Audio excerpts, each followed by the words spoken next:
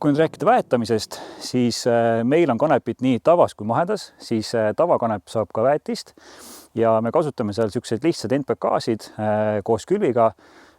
kas on sellised 15, 15, 15, 14, 14, 21, 16, 16, 16, sellised tasakaalustatud valemid,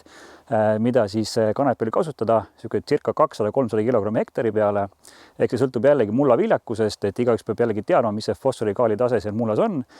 Ning lisaks läheb siis külvi ette ka kuni 200 kilogrammi ammooniumnitraati täiendväetamiseks ja see ongi kogu väetamine, mis siis kanep saab ja siis sealt saab ta see hea kasvujõu kätte,